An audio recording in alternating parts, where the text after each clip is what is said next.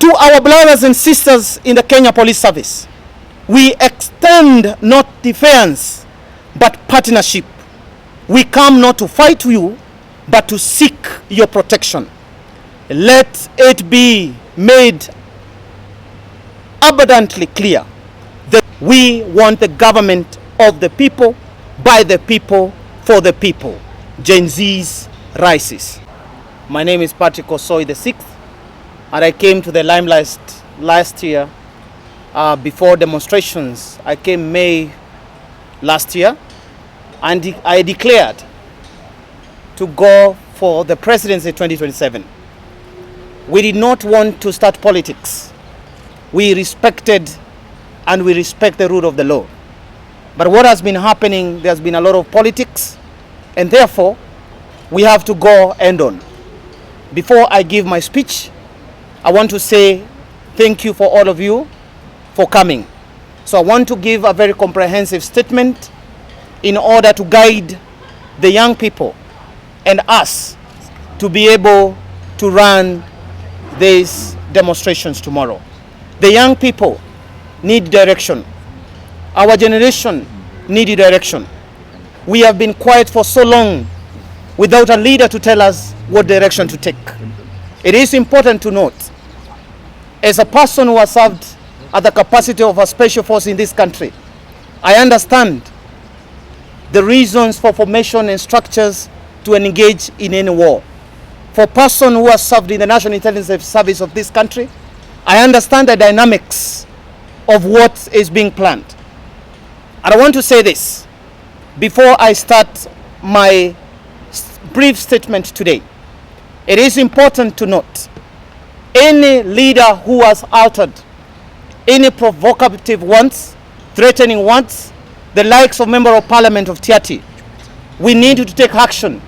I will record a statement for such utterances, because this country has to be run by the rule of the law. Therefore, ladies and gentlemen, allow me to start my brief statement to the nation as Patrick Osoi the 6th. Gen Z's millennials chant, Gen X shouts, a nation's clarion call for dignity, justice, and restoration. Enough is enough. Fellow citizens, sons and daughters of this beloved republic, from the valleys of Elgeyo to the Battle of Nairobi, from the shores of Mombasa to the highlands of Nyeri, from the plains of Bundarangi to the pastoral patches of Chogyo, from our borders in Mandera to Alale in Pokot, Kenya rises tomorrow, 25th June 2025. We, the youth of Kenya, Gen Z, millennials, Gen X, the boomers, and even the blooming Gen Alphas are not gathering for spectacle, but for solemn, unbreakable stand against a regime and a system that has lost its conscience. We rise to say, enough is enough. We rise to defy the kidnappers of hope, the sodomizers of spirit, the silencers of truth. We rise because the blood of our brothers and sisters cries out, not for vengeance, but for justice. We march not merely with our feet, but with the weight of truth in our hearts, the power of memory in our hands, and the destiny of our nation upon our shoulders. This is not a riot. This is not a rebellion. This is a resurrection of values, of vision, of voice of people. Let the echo across every village, estate, and slum. Let it be whispered in the corridors of Parliament and gathered through the avenues of State House itself. We are not afraid, for the true power of the Republic does not sit behind guarded gates or in an individual. It lives in the people. It lives in us. We do not march to invade the State House. We march to reclaim the soul of the nation, for the power does not belong to a building. it belongs to the people. We do not march to the State House. We want to do the liberation in the manner that is allowed by our Constitution under Article 1. To our parents, elders, hear our cry, walk with us tomorrow. To our mothers and fathers whose backs are bowed from years of toil.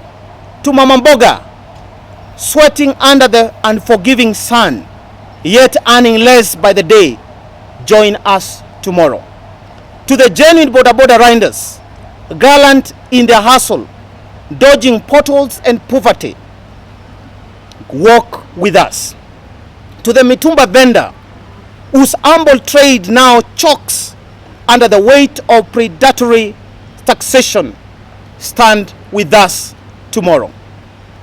To the civil servant, the teachers, the police officers, the military, the nurses, the doctors, the factory workers whose pay slip dwindles while political elite dine on your sweat.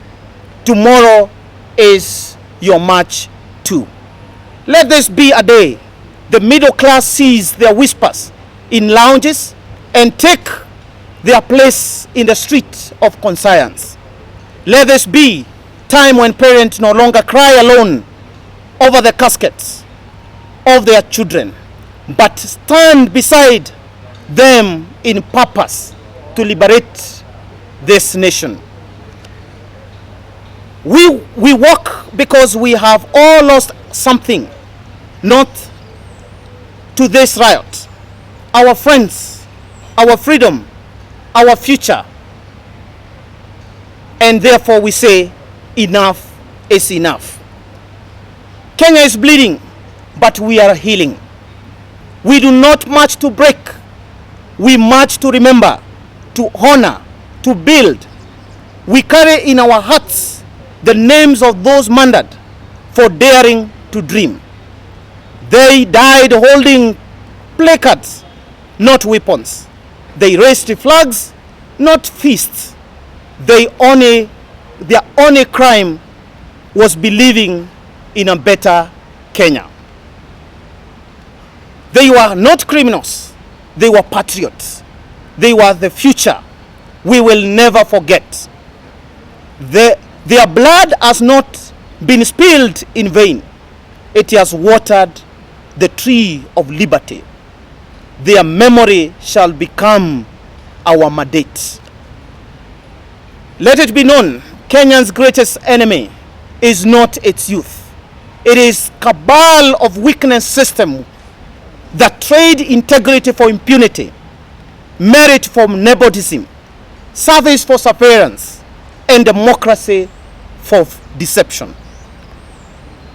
We are here because we will no longer be taxed without services, governed without transparency, or policed without humanity.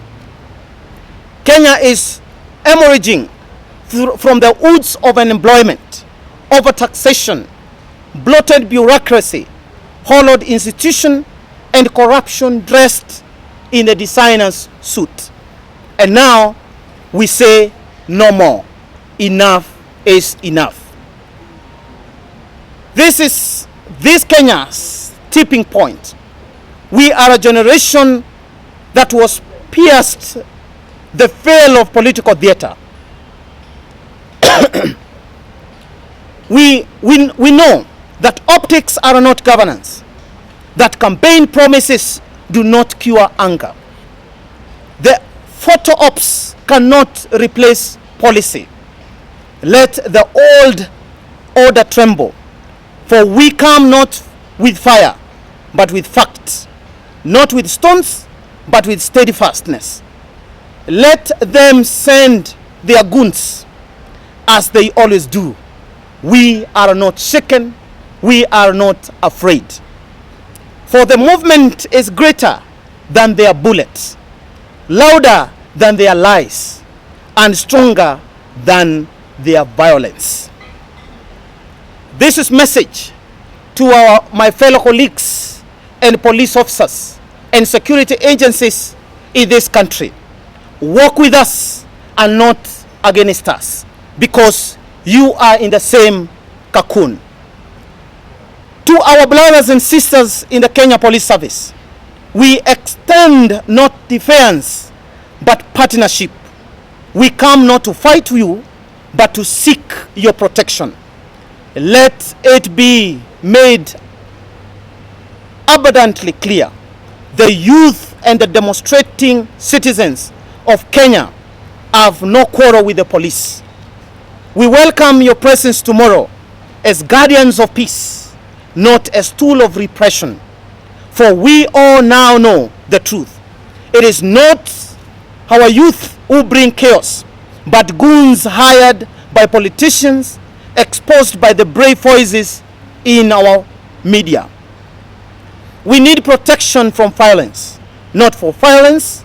And tomorrow, as we march, know this: among us will be parents, mothers and fathers of abducted, sodomized, condomized and murdered youth, whose only offense was to walk and to ask for a future. We pay special tribute to the presence of the father of our fallen hero Rex, a beacon of dignity amidst the grief. To all the mothers and fathers of Gen Z whose children fell last year, we march for you, we march with you, and we will not forget. The Constitution shall not be twisted, and the Constitution will not be in any way be subverted by the few individuals in this country. As citizens, we also stand behind a cause now before the Supreme Court to affirm what is already plain to the public, that Kenya's general election must be held on 11th August 2026 in accordance with our 5-year constitution calendar. Let those in power remember, they are a tenant and not owners of the state. The lease expires. The people will renew, revoke, or replace. That is democracy. To every Kenyans across generation, rise with us. The generation is not Gen Z barren. This is Kenyans' collective cross. We call upon boomers who once faced colonial injustice, Gen X who survived economic betrayal, and the coming Gen Alphas whose future depends on our action today. Release your children tomorrow, not in fear, but in faith, that they will return, not just safe, but changed, empowered, and enlightened. We are peaceful, we are patriotic, we are principled, and we are ready to drain the swamp. Kenya shall be reborn.